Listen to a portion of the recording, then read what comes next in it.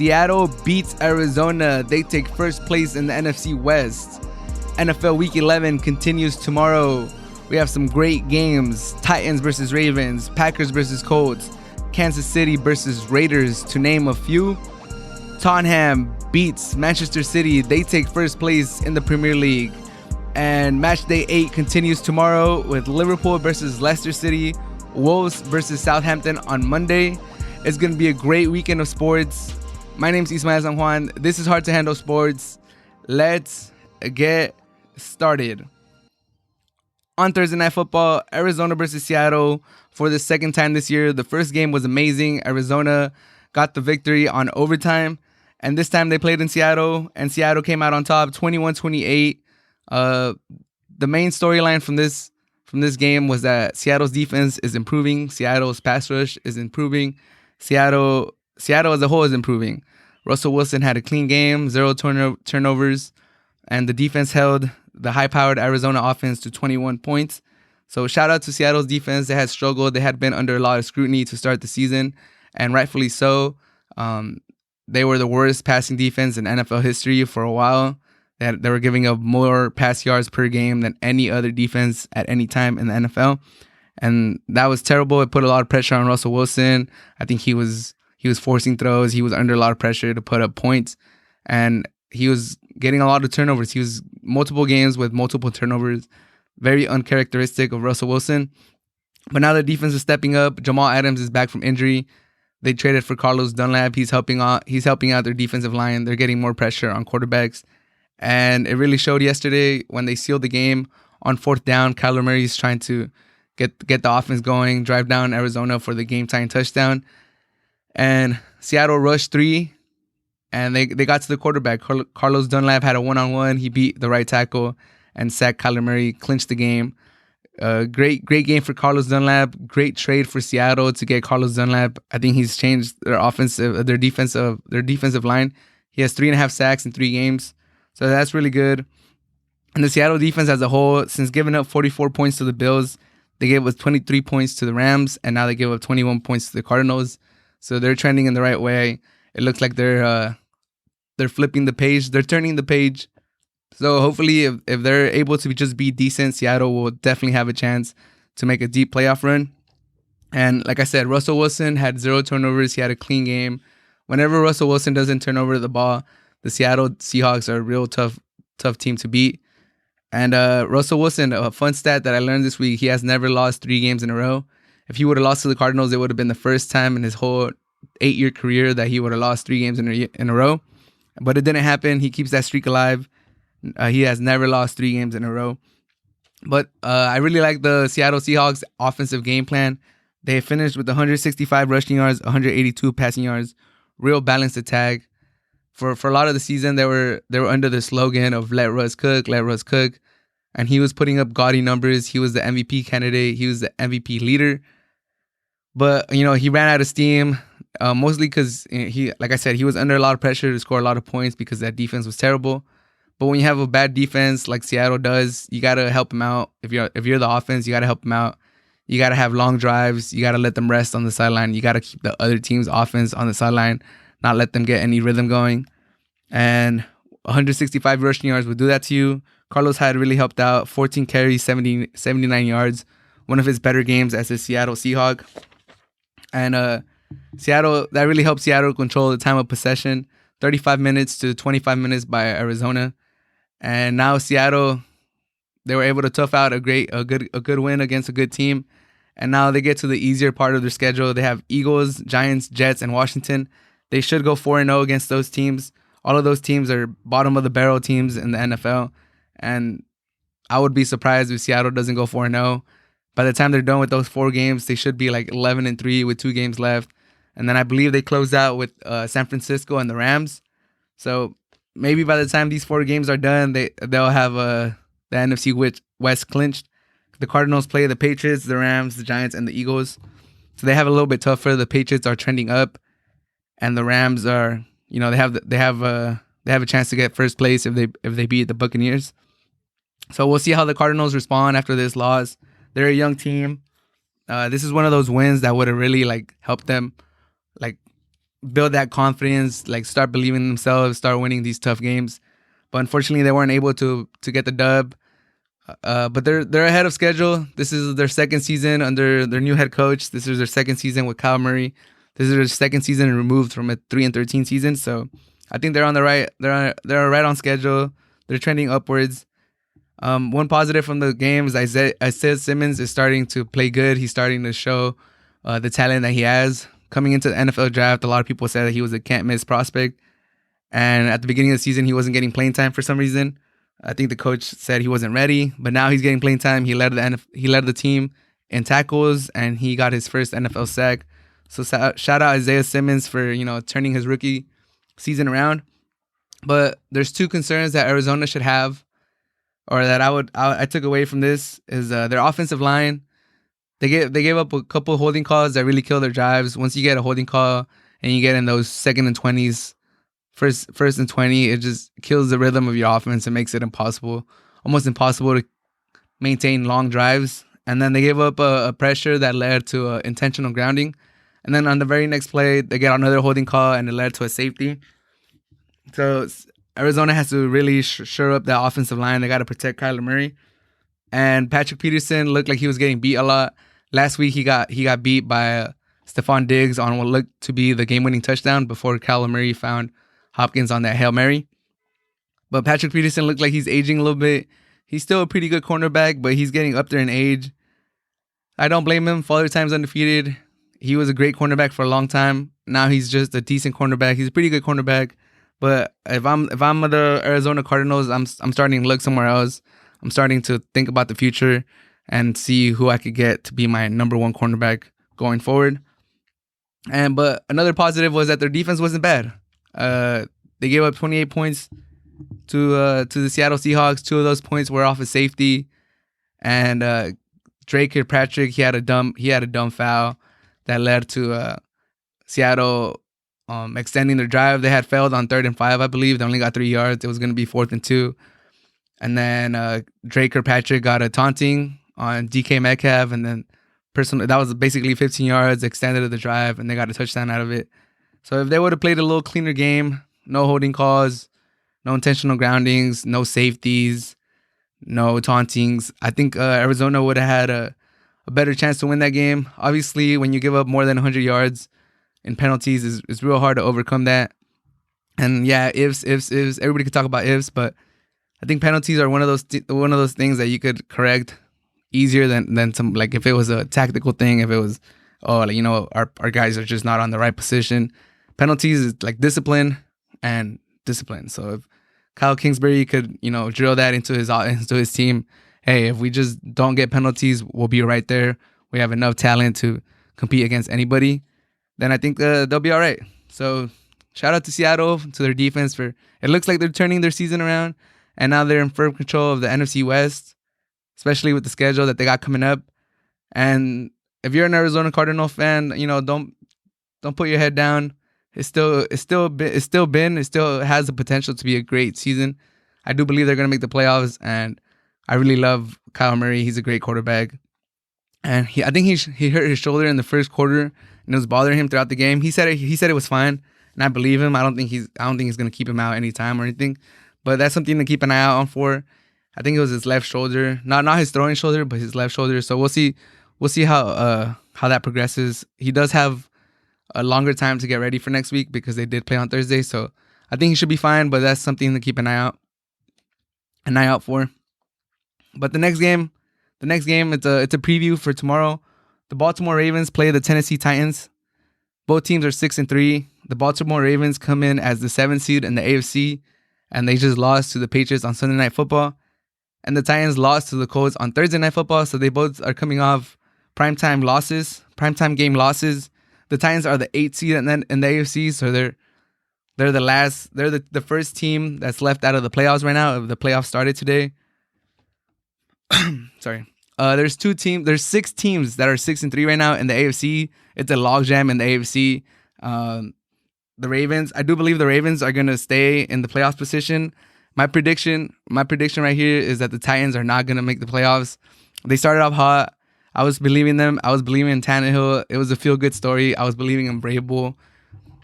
I like Brable. I still believe in Brable. He's one of those coaches that he's finding loopholes on the rules. It's pretty cool. He's smart. He's a smart guy. I like Brable.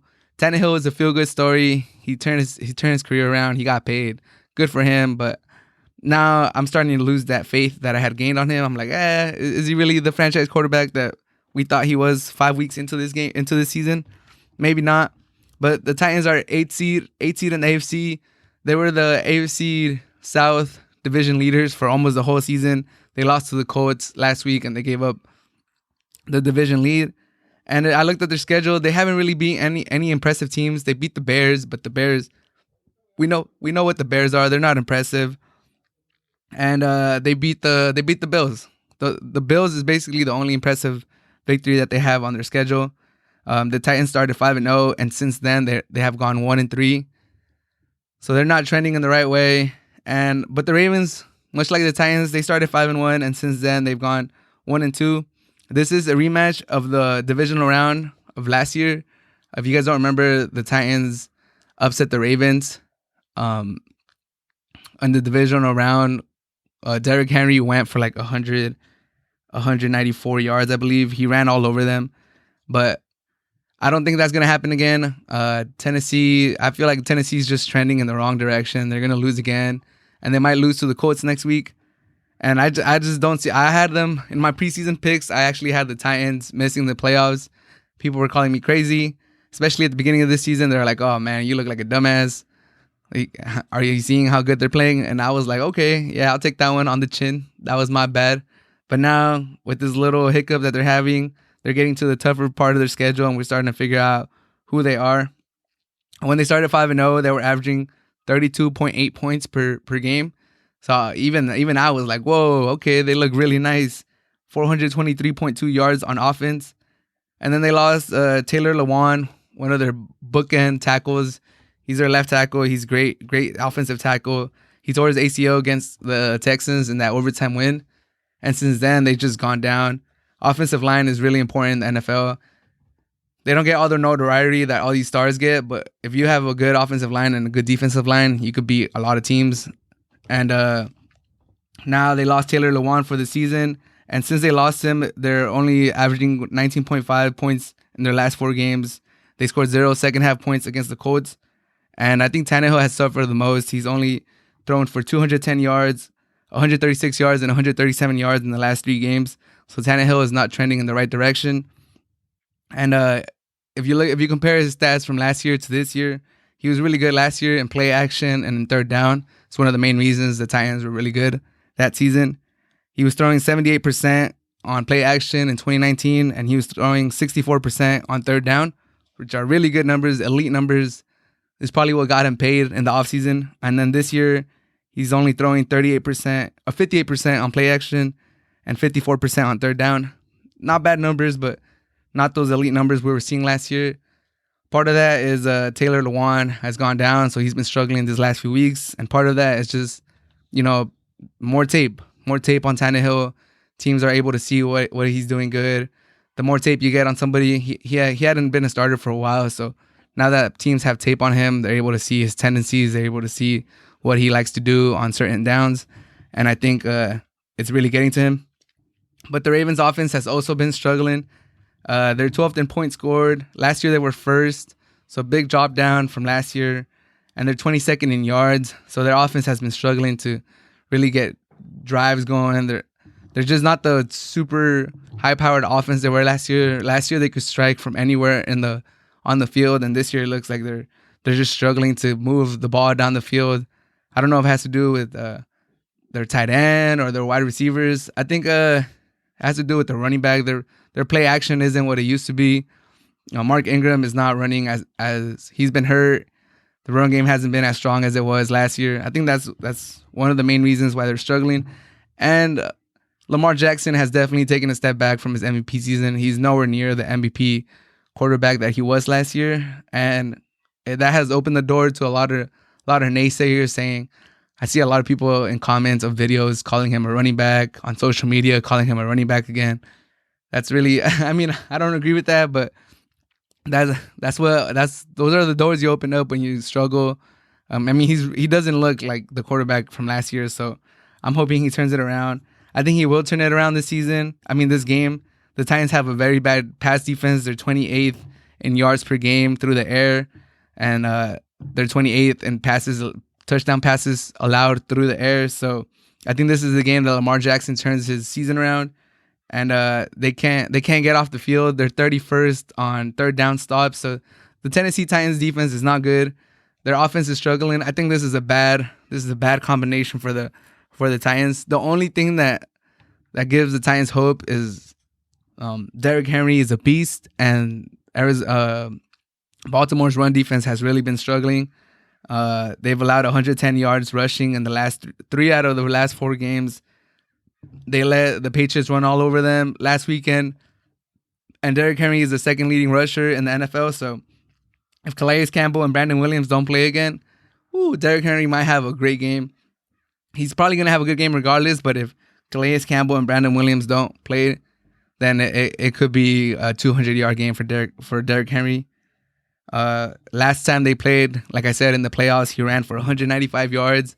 He was the main factor. He was the driving force behind the Titans upsetting the Ravens last year. If I'm the Ravens, I gotta get in the lead. I gotta put the game in Tannehill's hands, and I gotta get Derrick Henry out of the equation. Take a 2-touchdown lead, and the game's done.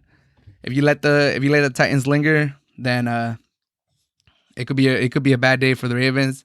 But I don't believe in the Titans. I'm starting to lose faith on Tannehill. I do believe in Derrick Henry, so I don't think they'll lose that bad. But I think the Ravens are going to win. 30-21 is my prediction. They're the 6 points favorite, so I think they'll cover the spread.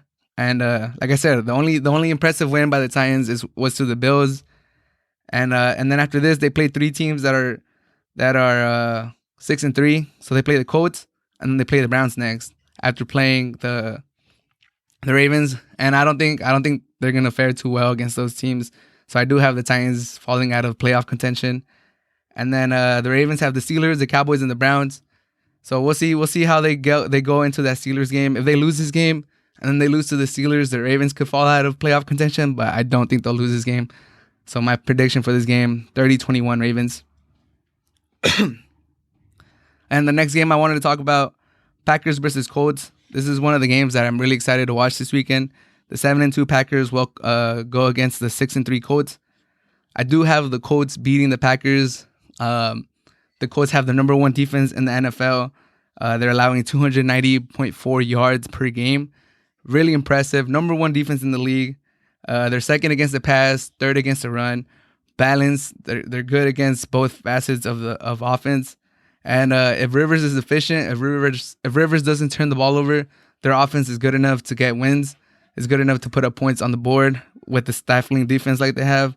So if Rivers, I'm predicting Rivers is gonna have 0 turnovers. He's gonna have an efficient game. He's gonna get N'Keal. He's gonna get Hines involved. He's gonna get his rookie Michael Pittman involved.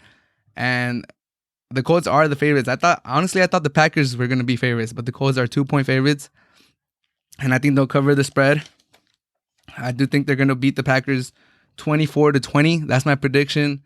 I'm predicting a clean game by Phillip Rivers. He's gonna target his running backs a lot in the passing game. There's gonna be a lot of quick throws, and Michael Pittman's gonna have another big game. They drafted him the early second round. He's looked good. T.Y. Hilton has had a terrible season. He's dealing with too many injuries. It seems like he lost his step, and I think his game style doesn't really fit Rivers in this part of his career. Rivers kind of has a noodle arm right now. He can't really push the ball down the field, and that's what T.Y. Hilton's known for. He's known for those 40-yard bombs, long touchdowns. He's not really like a 100-yard catch season type of wide receiver. He's more of a like 67 to 75 catches, 1,200 yards, 6 or 7 touchdowns. That's T.Y. Hilton, and just Phillip Rivers in this stage of his career, he's not a quarterback that's going to push the ball down the field. But he doesn't have to beat the Packers. He could beat them with a dink and dunk game, and he's still really good at that. He's still really good at reading defenses. He's still really good at moving the chains. So if Phillip Rivers, if they keep him upright, if he doesn't have turnovers, I think the Colts could beat the Packers 24-20 is my prediction. But when you have Aaron Rodgers, and Aaron Rodgers is playing great, you always have a chance. And it looks like Lazard is going to be back for this game. He's a game time decision, but they are saying that he's trending in the right direction. Devontae Adams tweaked his ankle last week against Jacksonville Jaguars, but he's saying he's going to go. So if they get Lazard back, they have a chance just because now they have more weapons.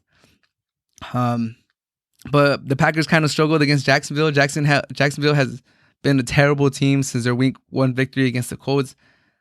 They've looked bad. They have a backup quarterback. Even their starting quarterback, Minshew, hasn't been playing good, but now they have like a 6th-round quarterback starting, and the Packers barely beat them last week. And the Colts really impressed me in their victory against the Titans. That's why I have the Colts beating the Packers 24-20 is my prediction. But like I said, when you have Aaron Rodgers, when you have the bad man, Aaron Rodgers, anything's possible. So I wouldn't be surprised if the Packers win. But I'll say that with the stifling number 1 defense in the league, Phillip Rivers looks like he's starting to play good again, or decent. And Michael Pittman is looking like one of those wide receivers from this draft class that's pretty good. And Hines has been running the ball well. I feel like the Colts are trending upwards, and they should get the victory. The last football game that I want to talk about was the Kansas City Chiefs against the Raiders. The Kansas City Chiefs come into the game 8-1. They're 2nd in the AFC. The Raiders come in at 6-3. They're 5th in the AFC. The Raiders did beat the Kansas City Chiefs on week 5. And they took a victory lap. That was one of the big news this week. The Raiders took a victory lap alongside Arrowhead after their week 5 victory of the Chiefs. They beat the Chiefs 40-32. And then Andy Reid was actually super upset. He talked to the media. He said that that's not something you do. He looked pretty mad even just talking about it. And that was week 5. We're on week 11 now. So talking about it 5-6 weeks afterwards and still like looking infuriated. I know Andy Reid is mad. I know he wants to get this victory. I know the whole Chiefs team wants to get their victory. And for that reason, I kind of have this game being a blowout. My prediction is the Chiefs 44, Raiders 23. The Chiefs are going to come out mad. The Raiders, they were feeling themselves. I don't blame them. They haven't had a lot of good things go for them in the last couple of years. And this is one of their best seasons, 6-3. They beat the reigning champs. I get it. You're feeling yourself, and you take a victory lap around Arrowhead. What can you do? But if you do that, you got to be ready for the consequences. There was another game. There was another matchup coming up. So now the Chiefs are going to Las Vegas. Now they're going to your brand new stadium. Wouldn't be surprised if the Chiefs do a victory lap around Las Vegas if they beat the Raiders, like I do predict them. So Andy Reid is one of the best coaches after a bye week. His record after a bye week is 24-5. And he was pretty upset. Like if you guys haven't seen the video, I suggest you guys look at the video. Andy Reid talking about them doing the victory lap. He was red. He looked infuriated. So big red. I think he's going to have the Chiefs ready. I think Patrick Mahomes is going to be on a mission. I think the whole Kansas City offense is going to be on a mission. Their defense is going to be motivated because the Las Vegas Raiders put up a lot of points on them. It was one of their worst games as a defense. But yeah, I think the Chiefs, I know Andy Reid has some plays that he's saving for the playoffs. He's in my opinion, he's the best offensive mind in the league. All these other offensive coaches have taken up under him, like McVay and Shanahan. Those are great offensive minds too. But in my opinion, Andy Reid is still the best offensive mind in the NFL. And I know he has some plays saved up for key situations like in the playoffs or stuff like that. I do believe he's going to bring out one of those plays for one or two of those plays are going to come out this weekend. He's really going to try to one up the Raiders. So don't be surprised if Andy Reid and the Chiefs do some crazy trick play or just like a wow play that you're like, okay, like that's impressive. Like I didn't see that coming. And like I said, 24-5 after a bye week. The Chiefs are one game back of the AFC lead. The Steelers are still undefeated. So I know the Chiefs want to get that bye. They want to get that first place in the AFC. They want to rest in the first week of the playoffs. If you don't have to play, even better. So if the Chiefs lose to the Raiders will sweep the series. They'll be one game behind the Chiefs. And technically it'll be half a game because if they end up with the same record after the Raiders sweep them in the series for this year, then the Raiders will take the first place. So I know the Chiefs don't want that to happen. I doubt that's going to happen. I don't have the Chiefs getting swept by the Raiders. I don't have Big Red losing to Chucky. And when the Raiders beat the Chiefs back in Week 5, Derek Carr had a monster game. He threw the ball down the field like he's never thrown it before. I don't think that's going to happen again. He had multiple long touchdowns to Henry Ruggs and Agler. I don't think that's going to happen again. I don't believe in Derek Carr. I really don't. That was a good game. I gave him props for it. Good game by Derek Carr. He showed up versus Kansas City, but I don't believe it's going to happen again. I think the Chiefs are going to be motivated. They're going to be rested, and they're going to be focused. And they're going to be mad. They're going to be mad for that victory lap that the Raiders took at Arrowhead. And Chiefs 44, Raiders 23 is my prediction. I really don't give the Raiders too much of a chance. If they do have a chance to win, I don't think it's going to be a shootout. They're going to have to control the clock. Jacobs has been playing great this last couple weeks, so they're going to have to run Jacobs, try to control the time of possession, try to keep Mahomes on the sideline, and try to maybe get a few plays down the field on play action, try to get Ruggs on a streak or something. But I just don't see it. I don't see them scoring multiple 40+ yards touchdown. I don't have Derek Carr outdueling Mahomes again, doing it 2 times in 1 year. That would be impressive. If Derek Carr does that, oh my God, I would give him so many props. If Derek Carr outduels Mahomes again and leads the Raiders to a victory, that would be impressive. But I don't see that happening at all. Blowout, Chiefs 44, Raiders 23. If it's even bigger than this is what, 21-point victory. I'm giving the Chiefs.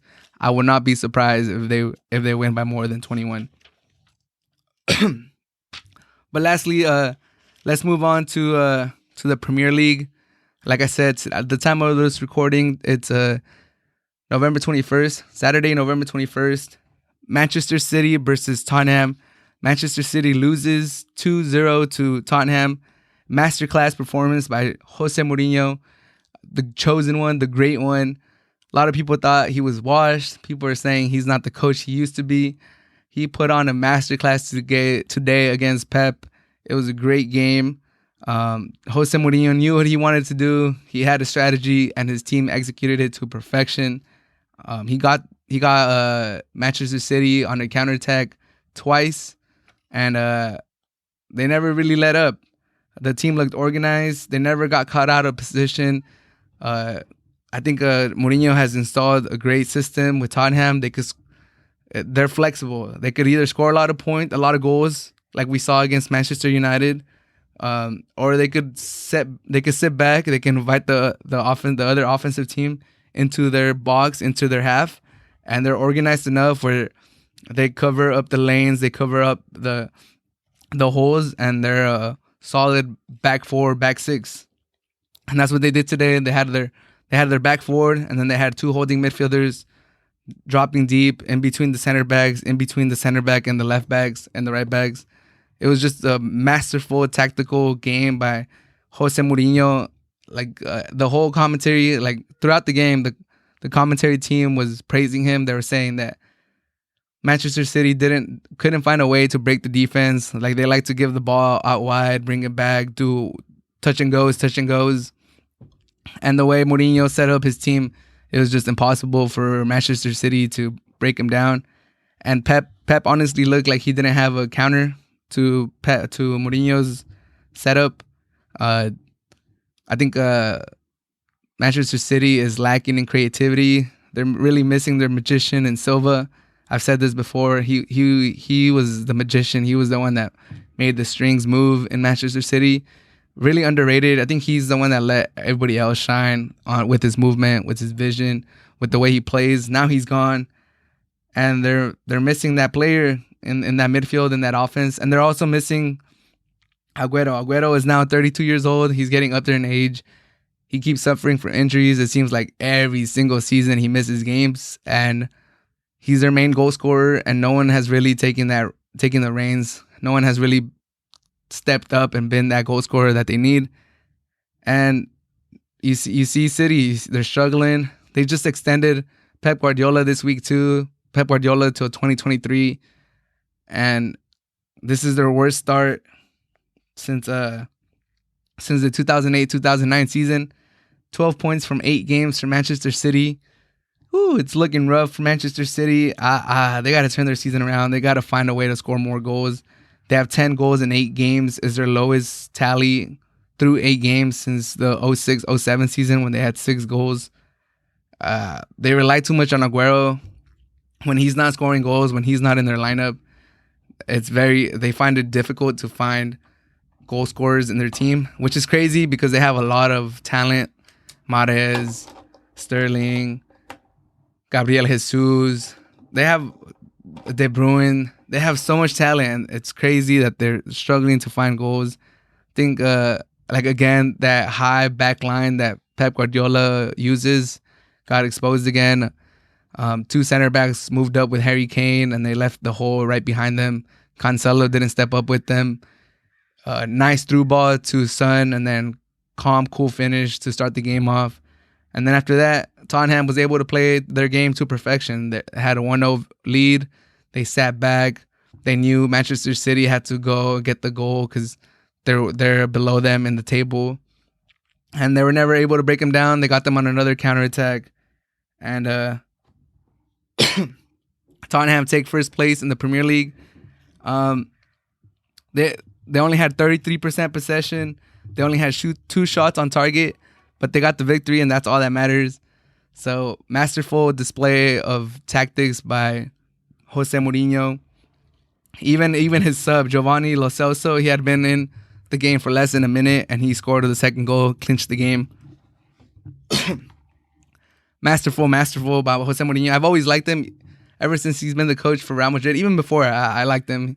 I like how he's not he's kind of cooled it down a little bit in the recent years, but I like his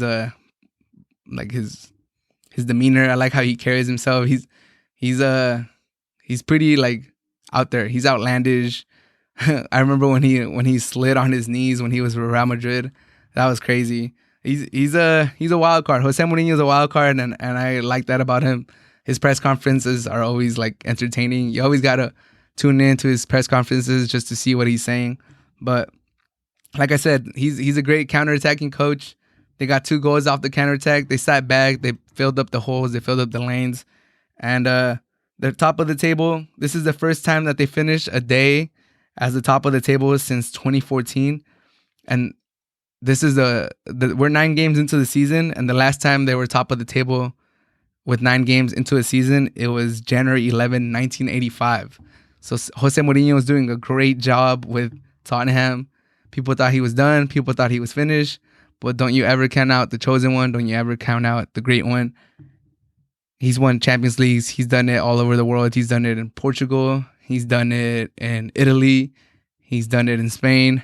He's done it in England. And now he has Tottenham fans dreaming they might be able to win the title this year. It's been a crazy, crazy start of the Premier League season. And I would not be surprised if Tottenham wins it. My friend Matt did predict that. He predicted top 4. He might have said finish. He might have said first place finish. But now it's looking like it's a real possibility. I would not be surprised if Tottenham wins the league. They're playing good. Jose Mourinho is on fire. It looks like he's enjoying himself being a coach again. There's a couple times when he looked like he was not really having that much fun as a coach. Right now, he's smiling. And it's great to see. And Tottenham is very versatile. They could sit back. They could go after you. And they look like they're very disciplined at this moment. So, and they're selfless. I was seeing Son run back. I was seeing Kane run back. And they look like a good team, especially with all the way all these teams have looked. Liverpool has a lot of injuries. City's struggling. Chelsea, I mean, we'll see how they do. They look pretty good today, but we'll see. Long way to go in this Premier League season, but as of today, November 21st, they're going to finish the day as top of the table. So shout out Mourinho. Shout out Tottenham. But tomorrow's game, the 2 teams that could take first place, Liverpool versus Leicester. Leicester came in as the first place team. Liverpool came in to this week as the third place team. The news surrounding Liverpool this whole season, it seems like, is injuries. Their back 4 is almost completely gone. It looks like just Robertson is going to play tomorrow. Gomez is out. It looks like he's out for the season. Van Dijk is out for the season. And Trent Alexander, he has a muscle injury. He's out too till December. Jordan Henderson's out, the captain. El Capi, he's done with the thigh injury. And Salah tested positive for COVID, so they're going to be without Salah too. So that's Gomez, Van Dijk, Trent Alexander, the captain Jordan Henderson, and Mo Salah, all not available. And you're playing the top of the table team, or coming into this week, they were the top of the table, Leicester City. But good thing for Liverpool is they're playing at home, and they have not lost a league home game in 3.5 years. 63 league games without losing, without tasting defeat at Anfield. Impressive streak. You would be hard pressed to find somebody that would bet against them after 63 games, but they're currently tied with their previous record. Their previous record was 63, and they have 63 right now, so they need one more victory or one more game without seeing defeat to beat the record. But oddly enough, the world has a crazy way of repeating itself. The last time that they got to 63 games, they lost to the Foxes. They lost to Leicester City in 1980. So they play Leicester this year. Leicester came in as the top of the table team. They're in great form. Is it crazy to think that Leicester is going to beat them and end the streak at 63, and history is going to repeat itself from 1980? But, let me play devil's advocate and say why that could happen. Liverpool, although they were third in the table coming into the weekend, they have one clean sheet in their last 13 league games going back to last season, so that's not good. And now they lost both of their center backs. They lost Trent Alexander, so 13 games without keeping a clean sheet. They're the third most scored team in the Premier League, just behind West Brom and Leeds United, and both of them are recently promoted teams. And this is the best start from Leicester ever, even better than the season they won the Premier League. And James Vardy came in as the joint leading goal scorer for the Premier League. So all of these reasons is why I will say that Leicester is going to end Liverpool's streak of 63 games unbeaten at home and beat them 3-2 tomorrow. I predict a 3-2 victory by Leicester at Liverpool at Anfield. And Vardy's going to score, and he's going to tie Thierry Henry for the most consecutive games with an away goal, which will be 5. So James Vardy is just going to keep adding to his tally and to his legacy. Honestly, I don't think I'm saying anything crazy. I don't think I'm really being a Liverpool hater or anything like that. They just have too many injuries, and Leicester's a quality team. You lose Gomez, you lose Van Dijk, you lose Trent Alexander, you don't have your captain, you don't have Mo Salah. I know they have depth. They're going to put in Jota. They're going to probably put in Shaqiri. I think Fabinho should be back. Thiago, I think Thiago's going to be back too, so put him in the midfield. They're going to put Matip, whatever his name, Matip in the back to pair up with Fabinho. They have depth. They have good players. I see that. But your 2 starting center backs, your all-world right back, your all-world right back, your 2 starting center backs, your star of the team, main goal scorer, Mo Salah, and your captain. That's a lot to lose. And I know you got depth, and I believe in Jota. Jota might score tomorrow. Wouldn't be surprised if he scored. But Leicester's on fire. Vardy's on fire. They're the top of the table team. Hardest start ever. History repeats itself. They were the last team to break the record last time in 1980. I don't think I'm crazy to say Leicester 3, Liverpool 2 tomorrow. That's my prediction. And the last game I wanted to talk about for this weekend, match day 9 of the Premier League, Wolves versus Southampton. Wolves come in as the 9th team on the table. Southampton 4th. Wolves are just 3 points behind Southampton, so if they win, they'll tie them in points. But Southampton came in on fire. They have 16 points in 8 games. They're unbeaten in their last 6 games. They have 5 wins, 1 draw. This is their best start to a season ever, tying their 2014-2015 start. And they beat Newcastle 2-0 last time they played before the international break. They won 3 straight games. So, Southampton's on fire. This is their best start ever.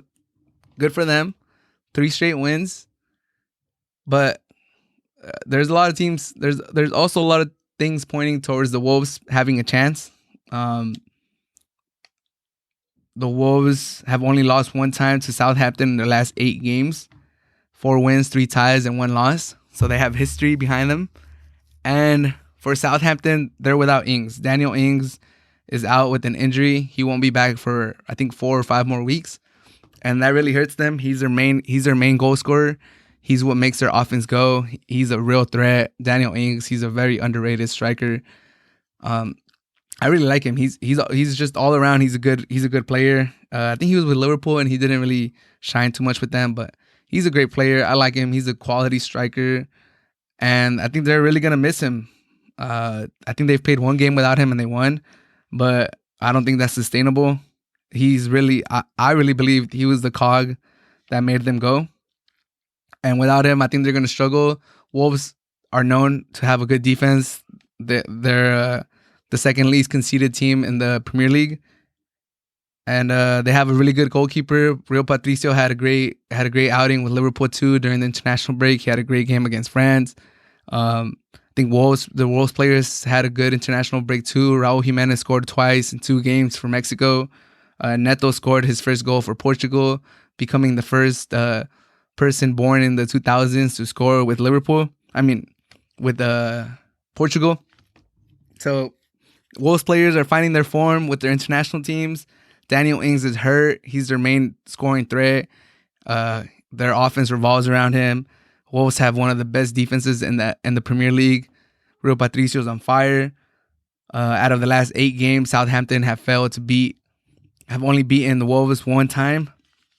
I think I'm not crazy to think that the Wolves are gonna squeak out the 1-0 victory. I'm not gonna say more than 1-0 just because Wolves have been struggling to put the ball in the back of the net. So 1-0 victory is my prediction for the Wolves. I think it's gonna be a close game. There's not gonna be a lot of chances, just like most Wolves games this season. If you guys have watched the Wolves games, in contrast to other seasons, they have not been that fun. They have not been that back and forth. They have not been that fluid. We'll see if they turn that around. But it looks like Wolves are kind of struggling to put the ball in the back of the net. Southampton is without their main striker, without their offensive threat. So I think that's going to hurt them too. So it's either going to be a 0-0 draw, to be honest, or a 1-0 victory for the Wolves is my prediction. So I'm going to say 1-0 victory for the Wolves. It's going to be a close game. Keepers are not going to have a lot of action. And the midfield's the Wolves have a better midfield too. Neves, Den Docker, he shouldn't play because I think he picked up an injury with Belgium. But I think Wolves have enough to get the 1-0 victory and move up the table, catch up to Southampton in points. And as far as the NBA, just quickly wanted to give you guys some news. The Lakers stole Montrezl Harrell from the Clippers, 2 years, $19 million. They also signed Wesley Matthews on a free agent deal. And Gordon Hayward signed a 4-year, $120 million contract with the Hornets. Pair him up with Melo and their new rookie, the Bob brother. But it's been a crazy offseason. There's still more to come. I think Westbrook, we'll see where he goes. We'll see if Harden goes anywhere. Just crazy offseason. Klay Thompson got hurt. Hope he gets better. He tore his Achilles. You hate to see players get injured. But this has been episode 17 of the Hard to Handle Sports Podcast. Thank you so much for listening. We'll see. Tune into the games tomorrow. Tune into the games on Monday. If you guys need a guide to watch the games tomorrow. Titans, Ravens, Packers, Colts, Kansas City versus Raiders. All should be great games. And in the morning, Liverpool versus Leicester City, another great game for first place in the Premier League. And on Monday, Wolves versus Southampton. Go Wolves. But yeah, episode 17 of the Hard to Handle Sports Podcast. Thank you so much for listening. Have a great day.